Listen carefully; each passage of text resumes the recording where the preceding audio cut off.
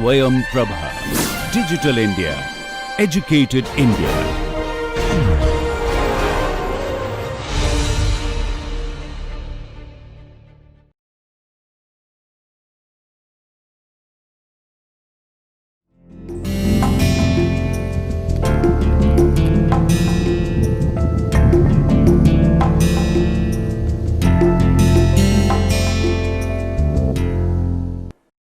So, welcome to this lecture series. So, we are continuing the tutorials of thermodynamics. In last 10 tutorials, Professor Jishnu Bhattacharya covered the first half of the thermodynamics. So, I will start from the gas power cycles, and in this lecture we are going to look at air standard cycles, basically the Otto cycle, and in subsequent classes we will also cover diesel cycles, Brayton cycle, etc. So, there will be some theoretical questions that I will quickly go through. For example, what are the air standard assumptions? Like these are probably covered during the course work of thermodynamics, but I am just going to refresh your knowledge before I start the problem solving.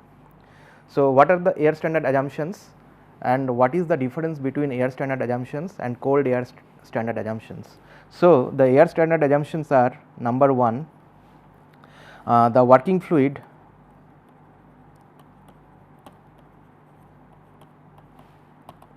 is air which behaves as an ideal gas, right. So, that is the first assumption. The second assumption is that all the processes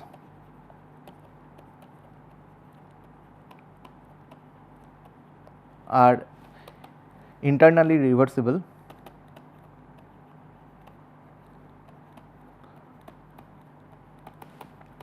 So, this means that the internal entropy generation due to friction and reversible adiabatic compression and expansion processes are negligible, right, are in fact basically that is the internally reversible assumptions. Okay. So, what does it mean? That internal entropy generation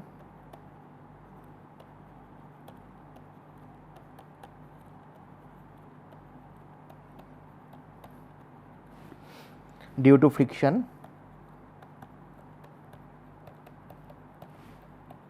and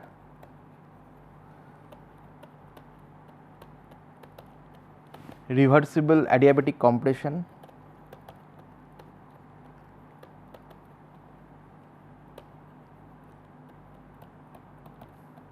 and expansion. Okay. Is basically 0. Okay. So, there is no internal entropy generation due to these processes. The third assumption is that the combustion process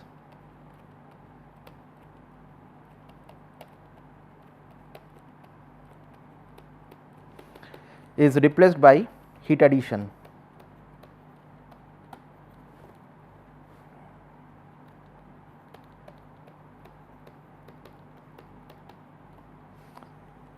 So, there is no actual combustion process in this cycles. So, it is basically replaced by heat addition process depending on constant pressure, constant volume, etc.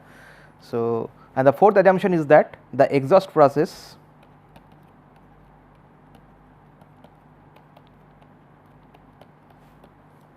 is replaced by heat rejection.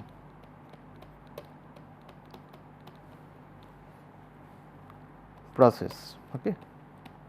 And the working fluid comes back to the original state after this. So, there is no actual combustion process in this air standard assumptions, and the exhaust process is also replaced by heat rejection process. Now, what is the difference between air standard assumptions and the cold air standard assumptions? Now, the only difference that cold air standard assumption involves that the working fluid that is air, and it is basically it can be treated as ideal gas with constant properties at room temperature, right. So, the cold air standard assumption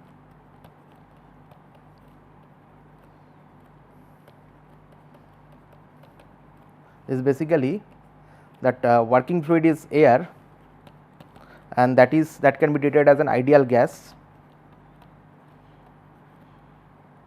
at room temperature.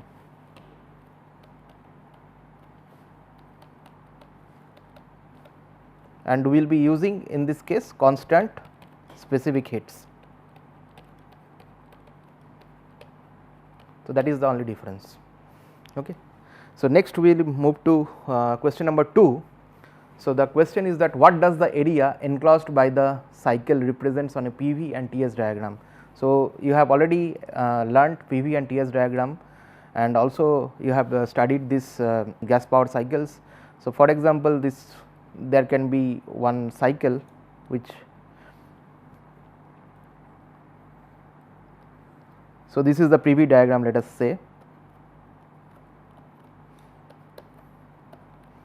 and there could be a TS diagram.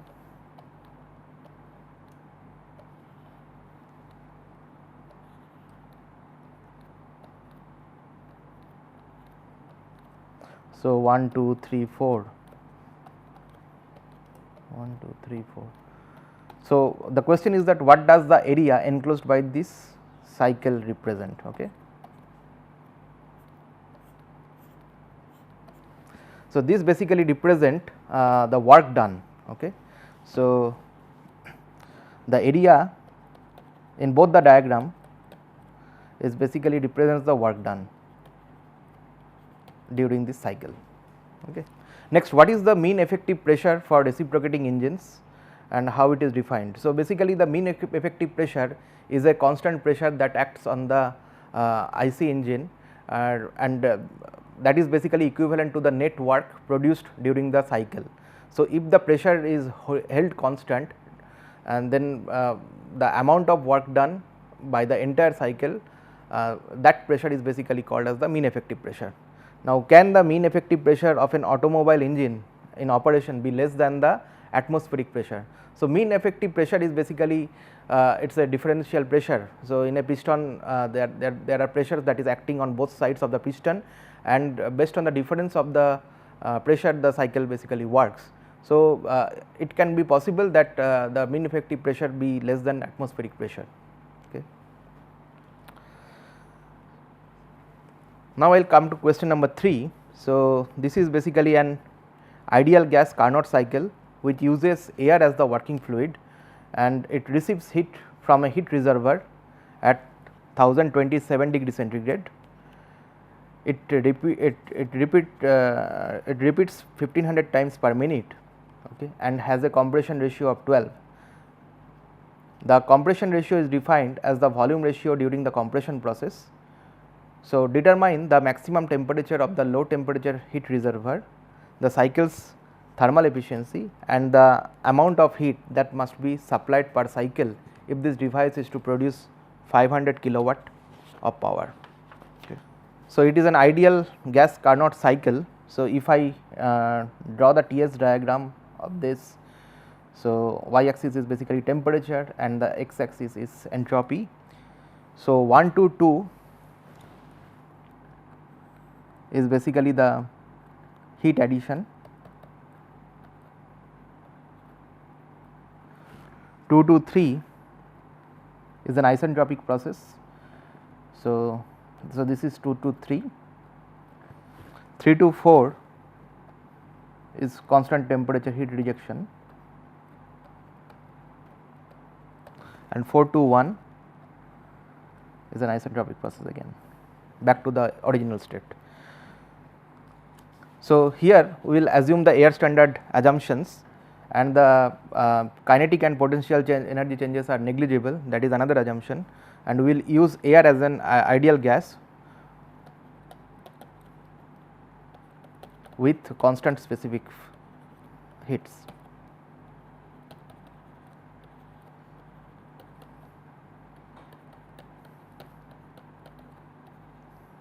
Okay. So, that is the assumption. Now, for the properties we have to look at the Cp, that is constant specific heat. It is 1.005 kilojoule per kg Kelvin. So, we are assuming air at room temperature, and CV for air is constant volume specific heat is 0.718 kilojoule per kg Kelvin. We know that K is 1.4 for air. Okay. So, these properties can be taken from the table. I am hoping that you are all referring St. John L. Bowles thermodynamics book, and then table A2A basically gives the these properties. So, now what is given is that the T1 and T2. So, T1 is basically so we have to find these things. So, we have to find out the maximum temperature of low temperature heat reservoir, right. So, if I say that the compression ratio is given. So, compression ratio is let us say compression ratio is V2 by V1, okay, and that is 1/12 here. And if I say that okay, the temperature of the cold reservoir is TL. So, TL should be T hot basically multiplied by compression ratio. Okay. So, 1/12 to the power of K minus 1. Okay. So, that is the formula that we are going to use, and TH is basically the hot reservoir, which is 1027 degree centigrade plus 273 Kelvin, and this compression ratio is 12, that is known. K is 1.4. So, we can find temperature of the this low temperature reservoir. Okay. So, that we can find as 481.1 Kelvin. Okay. So, this is your compression ratio, which is. So, now what we have to find is the cycle's thermal efficiency. So, this is the Carnot cycle. So, thermal efficiency of a Carnot cycle is basically written as 1 minus temperature of the low temperature reservoir and the temperature of the high temperature reservoir. Okay. So, if I substitute it back, I will get it as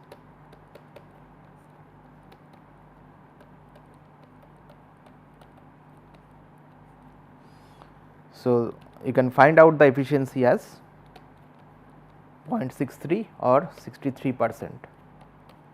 Okay. So, that is the cycle's thermal efficiency.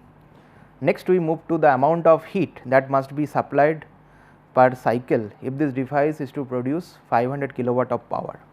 Okay. So, we know efficiency, and we need to find out the heat that must be supplied to the cycle. Okay. So, basically you know the Carnot cycle efficiency, and which can be written as the net work output of the cycle divided by the heat that is supplied, and from this you can find the heat that is supplied to the cycle is W net divided by thermal efficiency. So, the W net is basically given as 500 kilowatt, and basically you have to find W net from this 500 kilowatt. So, what you have to do, you have to see that the cycle is basically repeating as 1500 times per minute. So, W net here can be written as, let us say, W dot net, which is the 500 kilowatt of power, okay, divided by N dot. N dot is the number of repetitions, that is the number of cycles per minute. So, W dot net is 500 kilowatt and N dot is 1500 times per minute. So, basically from this we can find it is as it, and this is at 1500 per minute. So, I have to divide by 60 to convert it into second. So, this is the revolution per second kind of thing. Okay. So, from this W net can be obtained as 20 kilojoule per cycle. Okay. So, we need to find the heat supplied per cycle, right. So, that is why we obtain the work done per cycle, which is 20 kilojoule per cycle. So, now if I substitute it back here and then divide it by the Carnot efficiency, then I will get the heat supplied per cycle. which is 31.75 kilojoule per cycle. Okay. So, in this engine you have to supply this much heat per cycle. Okay. So, in this problem we learnt about the analysis of the Carnot cycle, and we found the if the compression ratio is given, we can easily find out the low temperature reservoir, temperature of the low temperature reservoir, if the high temperature reservoir, hot temperature reservoir is given, and substituting this temperature we can obtain the Carnot cycle efficiency, and later on we could calculate the amount of heat that has to be supplied per cycle in this device.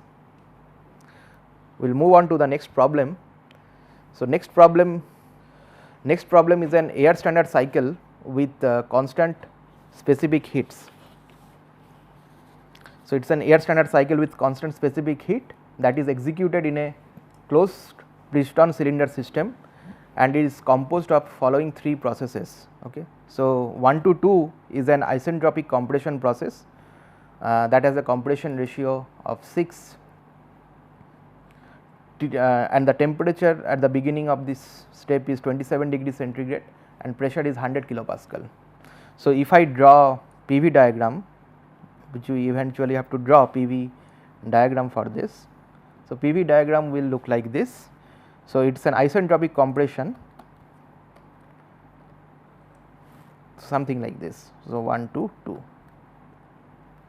Now, 2 to 3 is basically a constant pressure heat addition process.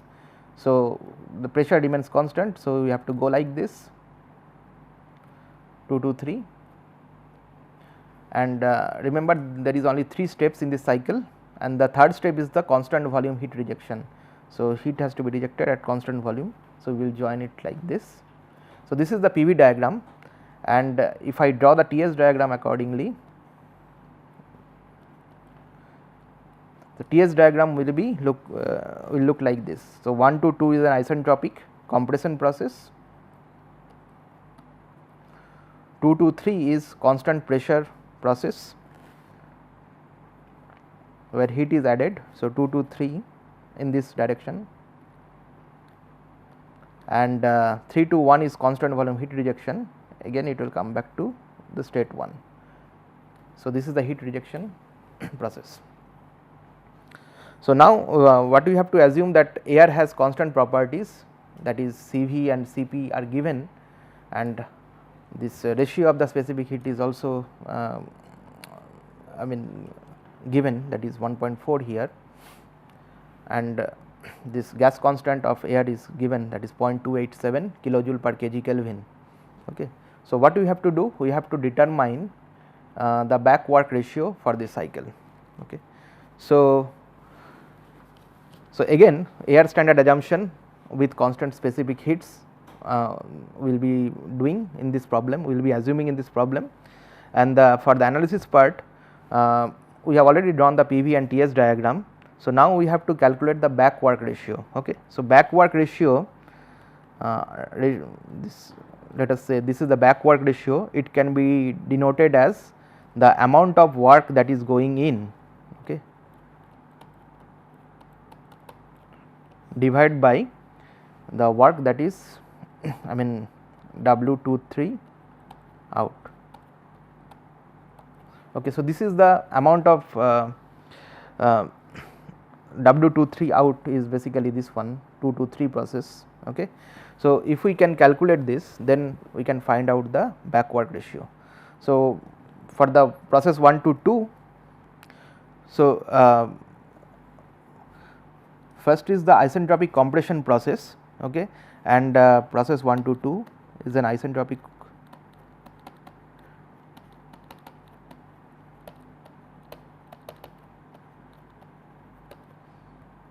compression. So, W12 can be written as M Cv T2 minus T1. Okay. So, now T2 can be obtained from V1 by V2 to the power of k minus 1. Okay. So, this can be written as T1 and V1 by V2 is basically the compression ratio, right. So, it is R, that R is equal to 6 here. Okay. So, if I substitute then probably I can substitute it here, this T2 back into this work done expression, and now I will come to the process 2 to 3,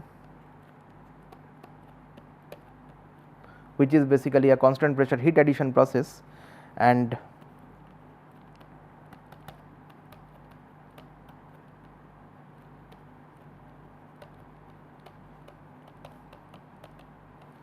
okay. So, here W23 can be written as 223 P of P times dV. Now, so it is basically pressure is constant, so I can write P2 and dV integration will give you V3 minus V2. Okay. So, that is the W23. So, now I can substitute this and I can find R BW, that is the back work ratio, as CV T2 minus T1. Okay. So, mCV T2 minus T1 and W23 will be, so W23 can be written as M. So, P2 V3 I can write it as MR T3, right, and P2 V2 I can write it as MR T2. Okay.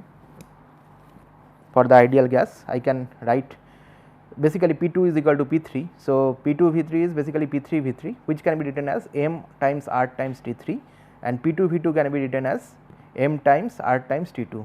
So, this is the W23 which I can substitute here, and then it will be M R T3 minus T2.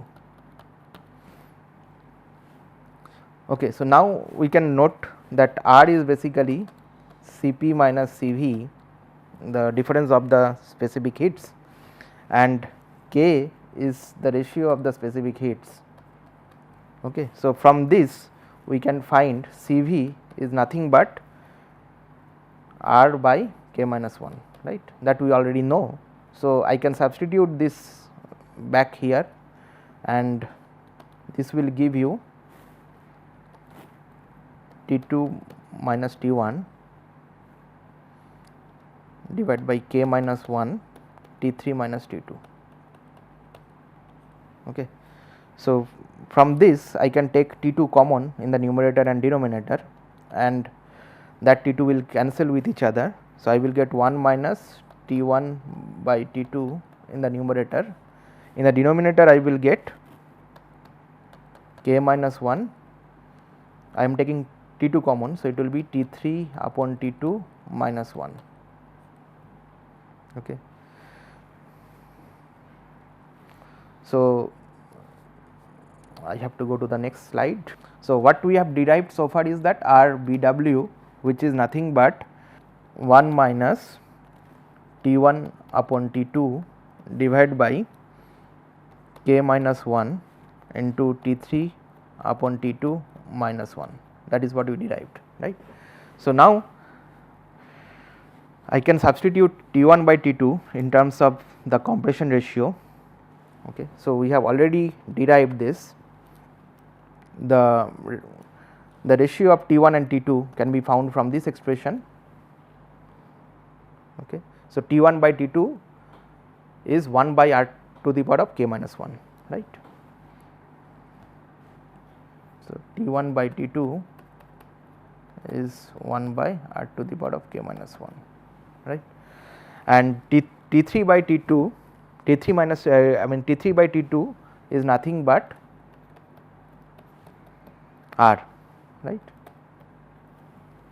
If you look at the cycle diagram, yeah, that is quite obvious, T3 by T2 is R.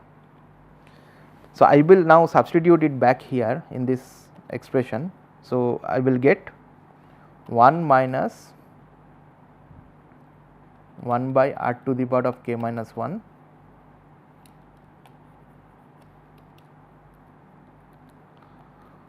1 by r to the power of k minus 1 upon k minus 1 times r minus 1. Okay. So, now the values are given. For example, r is given as 6 and k is 1.4 for air. So, I can substitute the values here, and if I compute I will get it as 0.256. So, in this cycle the back work ratio is 0.256. Okay. So, let us quickly revisit this problem, and so first we have drawn the PV diagram and TS diagram for this cycle. So, this cycle has 3 parts. 1 to 2 is an isentropic compression process, 2 to 3 is a constant pressure heat addition, 3 to 1 is constant volume heat rejection, and now we have to calculate the back work ratio, which is basically the amount of compression work, that is between 1 to 2 divided by the amount of heat that is added between this 2 to 3. So, basically for process 1 to 2 we can find the amount of work done in this process, and then for process 2 to 3 we can find this thing W23, which is m times r times T3 minus T2, and then when we substitute it back we can get the back work ratio, and finally we use the values that is given in the problem and obtain the back work ratio as 0.256. So, this is an air standard cycle example. Next we will move to an ideal Otto cycle. Okay, so, ideal Otto cycle, that has a compression ratio of 8.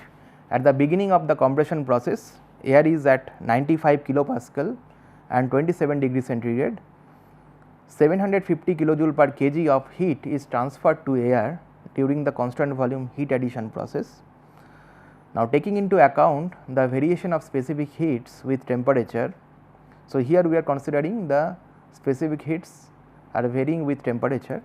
So, what we have to find? We have to determine the pressure and temperature at the end of the heat addition process. Okay. So, if I draw the cycle diagram, PV diagram for this cycle, it looks like this. So, P and V. So, 1 to 2 is an, for an Otto cycle 1 to 2 is an isentropic compression process, 2 to 3 is a constant volume heat addition process, 3 to 4 is an isentropic expansion process, and 4 to 1 is constant volume heat rejection process. Okay. So, these are the 4 processes in an Otto cycle.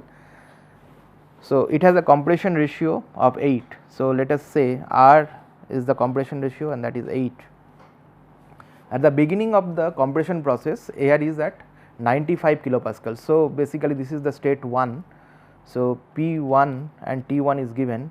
So, P1 is 95 kilopascal and T1 is 27 degree centigrade, which is basically 300 Kelvin. So, that is the state 1 that is given, and during the constant volume heat addition process, so here, so heat is added, so that is given. So, Q in is 750 kilojoule per kg. So, that much heat is transferred to air during this process. Now, we have to consider the variation of specific heats with temperature and determine the pressure and temperature at the end of the heat addition process. So, this is the end of the heat addition process. So, that is the maximum temperature, or I mean the maximum pressure within this cycle, okay, that occurs at 0.3. So, we have to find both pressure and temperature, P3 and T3, okay, at the end of the heat addition process. The net work output of this cycle, that also we have to find, and the mean effective pressure. Okay. So, these are the quantities that we are looking at. So, we start with this first state. So, T1 is, so process 1 to 2 is an isentropic compression process.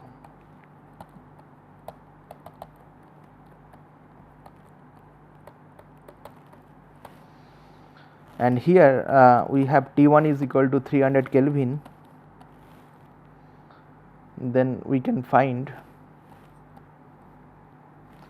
U1, that is internal energy, as 214.07 kilojoule per kg, and VR1, that is 621.2. This we have to find from the table for air. Now VR2 is basically V2 upon V1 multiplied by VR1. So V2 upon V1 is nothing but, so this is your V2 and this is your V1. So V2 upon V1 is nothing but 1 by R, right. So 1 by R. So here R is equal to 8. So it is VR1 upon 8. Okay. So if I substitute VR1, relative volume, divided by 8, so then I will get it as 77.65. So that is the VR2. Now we know that VR2 at this point, okay. So we have to find T2 corresponding to this, okay. So we know VR2 as 77.65, and now from the table of air we can basically find T2 and U2. So T2 can be found as 673.1 Kelvin and U2 can be found as 491.2 kilojoule per kg, okay. So that is the temperature at T2 is the temperature at after the compression process, okay. So next we will move to the, okay, we can find P2 also at this point. So P2, V2 by T2 can be written as P1 V1 by T1, okay. So from this we can find P2 is equal to P1 multiplied by V1 upon V2 multiplied by T2 upon T1. So here P1 is what? P1 is 95 kilopascal, V1 upon V2 is the compression ratio, that is 8, and T2 upon T1, that is 673.1 Kelvin divided by T1 is 300 Kelvin. So we find P2, and P2 is 1705 kilopascal, okay.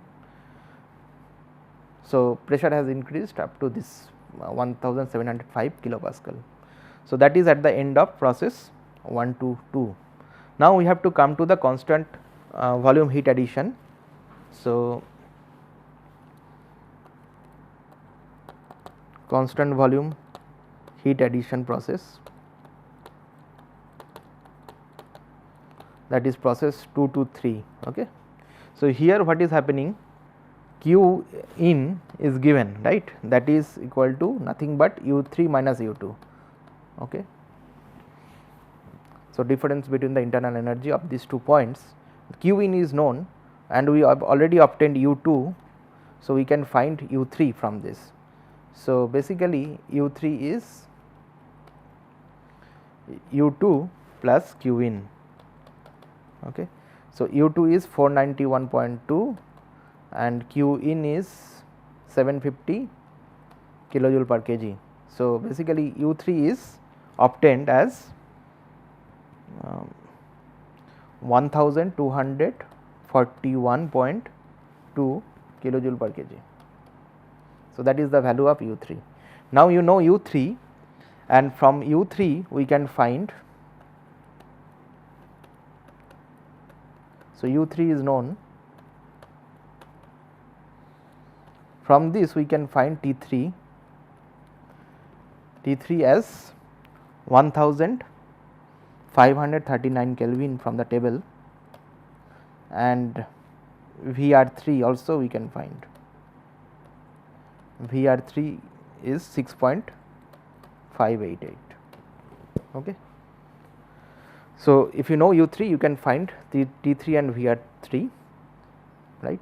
So, this is one of the answer T3, temperature at the end of the volume heat addition process. Next we have to find what is P3. Okay.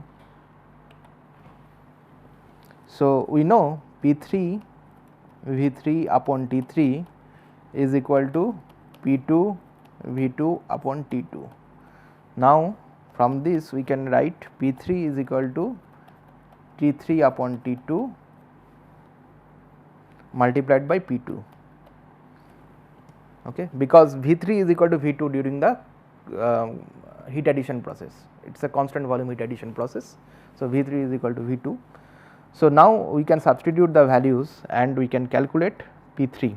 So, it is 1539 Kelvin, T2 is 673.1,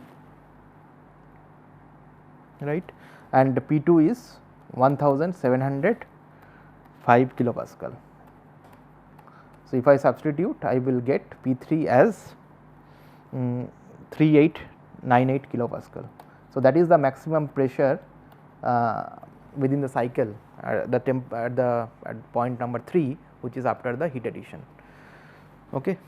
So, next we can move to the process 3 to 4, that is the isentropic expansion process.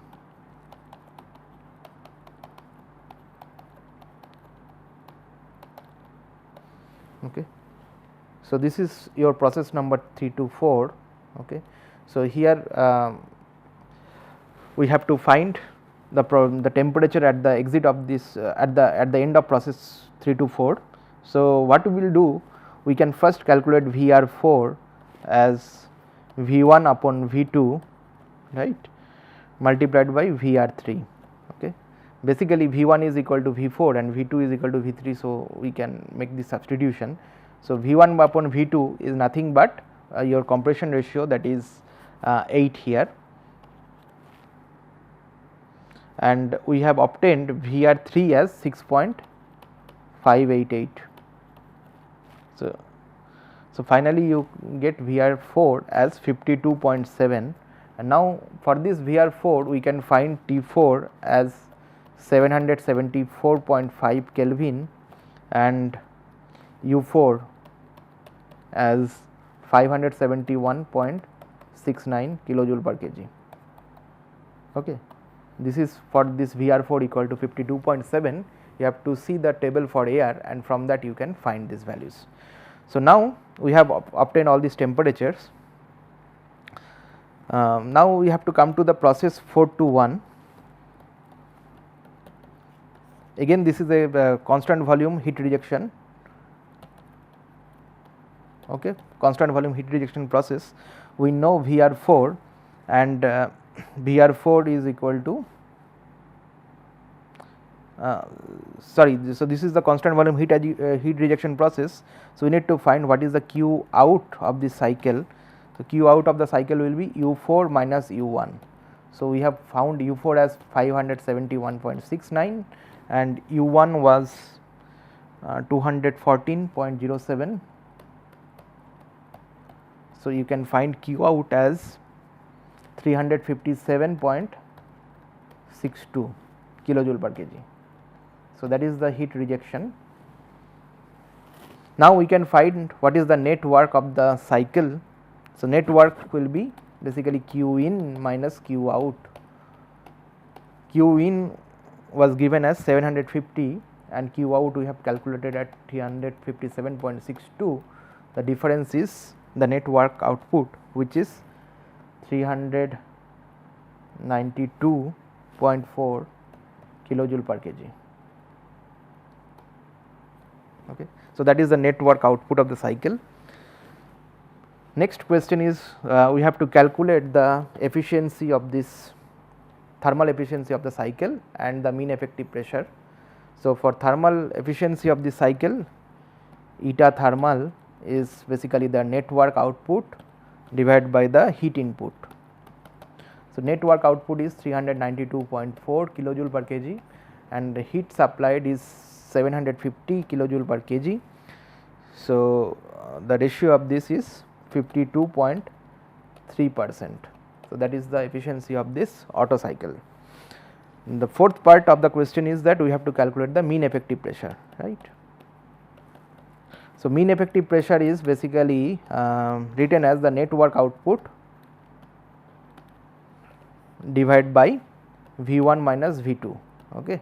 So, net work output is 392.4 Kelvin kilojoule per kg, and V1 minus V2 we have to calculate. So, V1 is basically if I take V1 as common, so it is 1 minus V2 by V1, right, and V2 by V1 is 1 over R, right.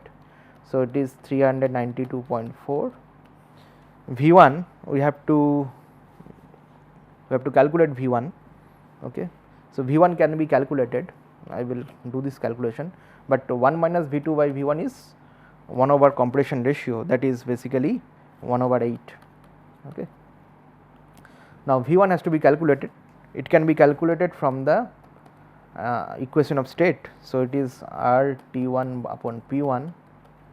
So, temperature is given at the beginning of the cycle as 27 degree centigrade, R is known, R is 0.287 for air kilojoule per kg Kelvin. Always we have to be careful with the units, otherwise we may commit mistakes. So, here we are talking about kilojoule per kg Kelvin, and then we have to multiply it with 300, that is the temperature in Kelvin, divide by P1. P1 is 95 kilopascal. So, we will be writing 95 because the unit has to be consistent. So, here we are basically kilojoule per kg Kelvin. So, here we are talking about kilopascal. So, you have to be consistent with the units. Okay. So, you can find V1 you can find it as 0.906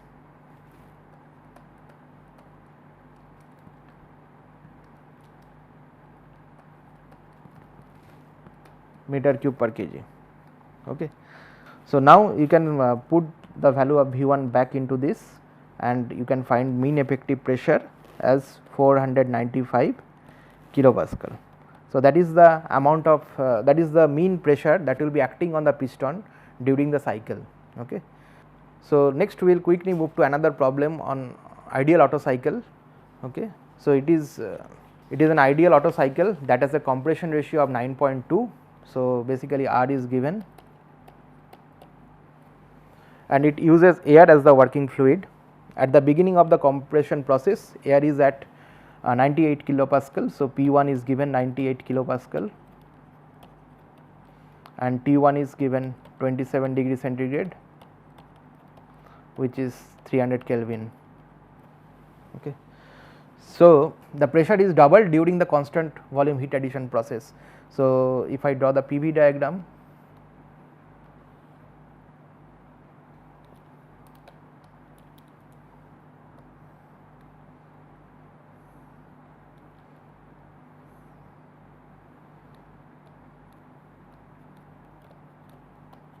so 1 to 2, 2 to 3, 3 to 4 and 4 to 1. So, 1 to 2 is an isentropic compression process, 2 to 3 is a constant volume heat addition process, 3 to 4 is an isentropic expansion process, and 4 to 1 is a constant volume heat rejection process. So, these are the 4 processes that occurs at ideal Otto cycle, and during the heat addition the pressure is doubled, that is the statement that is given here. So, P3 upon P2 is basically 2, that is given. Accounting for variation of specific heats with temperature, determine the amount of heat transferred to the air. So, what is the amount of heat that is transferred to the air, Q in, that we have to find. The net work output, W net we have to find, and then we have to find the thermal efficiency and again the mean effective pressure. So, these are the questions that we have to answer. So, again we will do the same process that we did in the previous problem. Here P1 and T1 is given, and for that we can find E1. Okay, E1 is 214.5 0.07 kilojoule per kg, and VR1 can be found as 621.2. Now that is the process 1 to 2. I mean, if I come to the process 1 to 2, so what is happening? VR2 we have to find. VR2 is basically V2 upon V1 multiplied by VR1. So V2 upon V1 is basically 1 over compression ratio, right. So it is compression ratio is 9.2 here. So it is VR1 is 621.2 divided by 9.2. So you can find VR2 as 67.52. Now for this VR2 you can find T2 from the table, and then this T2 is 708.3 Kelvin, and U2 can also be found. U2 is 518.9 kilojoule per kg. Okay. So this is the state at point 2 after the isentropic compression process. Now we come to the pressure. So we have to find what is the pressure at 2. So we know P2 V2 upon T2 is equal to P1 V1 upon T1, and from this we can find P2 as P1 multiplied by V1 upon V2 multiplied by T2 upon T1. So now P1 is what? P1 is given, that is 98 kilopascal.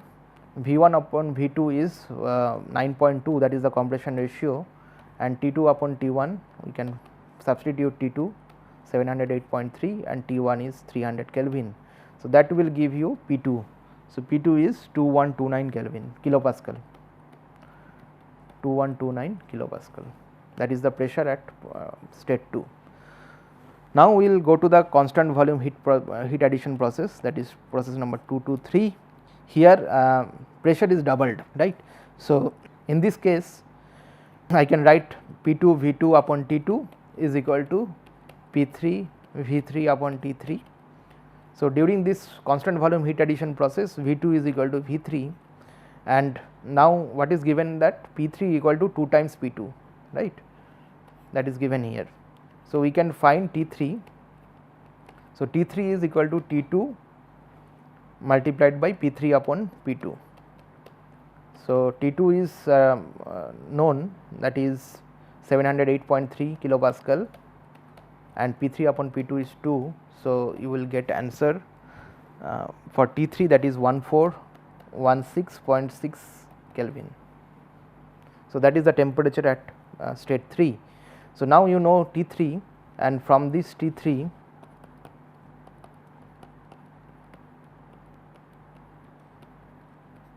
you can find U3 and VR3.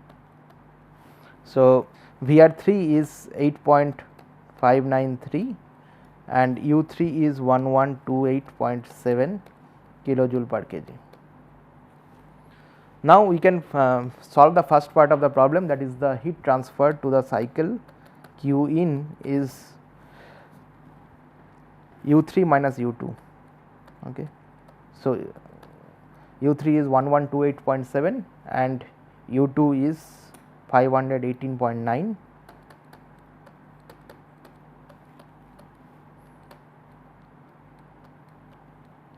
So if you subtract, then you will get 609.8 kilojoule per kg. So that is the heat transfer during process 2 to 3. Next we need to move to process number 3 to 4, okay, which is an isentropic expansion process. So process 3 to 4, here VR4 is equal to V4 upon V3 multiplied by VR3. So V4 upon V3 is basically, if you look at the cycle diagram, V4 upon V3 is basically V1 upon V2, which is the compression ratio. So I can write R multiplied by VR3, right. Now, what is R? R is 9.2, that is given in the problem, and VR3 is 8.593. So, I will get VR4 as 79.06. Now, for this I can find what is U4, right. So, U4 I can find as 487.75 kilojoule per kg from the table. Okay. Okay. So, now we know this state, and now state 4 is basically process 421 is constant volume heat rejection process. So, here constant volume.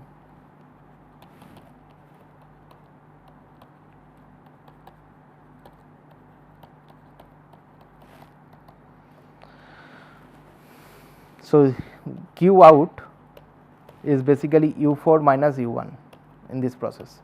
So, U4 is already known 487.75, and U1 we obtained initially we wrote as 214.07. So, Q out can be obtained as 273.7 kilojoule per kg. Okay. So, now we know that what is the Q out, and Q in we have just now calculated. So, we can find net work output of the cycle, that is Q in minus Q out. Our Q in was 609.8 and Q out is 273.7. So, W net is 336.1 kilojoule per kg. Now, the third part of the problem is the thermal efficiency. So, thermal efficiency is the net work output divided by Q in. So, net work output is 336.1 kilojoule per kg, and Q in we obtained as 609.8. So, the thermal efficiency is basically 55.1%. The fourth part is the mean effective pressure, and for that we need to find what is V1. Okay. So, we need to find V1 as RT1 by P1. Okay. So, R is 0.287, it can be written as kilopascal meter cube per kg Kelvin. Okay. So, that is the unit of R, and temperature at the initial point, that is 300 Kelvin,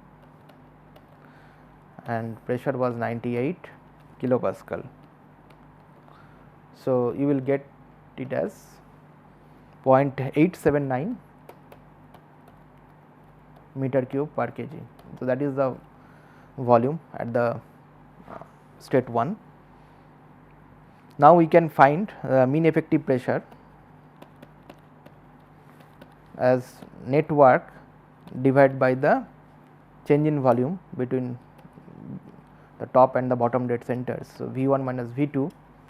So, I can write it as W net, I can take V1 as common. So, it is 1 minus V2 upon V1. So, W net is 336.1 kilojoule per kg, and V1 is 0.879, and 1 minus V2 by V1 is basically 1 over compression ratio, which is 1 over 9.2 here. So, then you can find mean effective pressure as 429 kilopascal. Okay. So, that is the solution for this problem. So, in the last two problems we basically discussed ideal Otto cycle, and we have calculated the net work output or the thermal efficiency and the mean effective pressure for this Otto cycle. But here we considered this air as a working fluid, but we have taken variable specific heats, right. So, we have basically used a variable specific heats for while solving these problems, and both the problems are more or less similar, except that in the first problem what we have given is basically the amount of heat that is transferred to the cycle, and the second problem it is given it is shown that the amount of pressure rise it is basically the pressure is doubled during the heat addition process. So, that was the only difference. Otherwise, both the problems are similar, and the solution approach whatever I have mentioned here, if you follow it step by step, then you can solve it easily. Thank you, and we will meet in the next tutorial.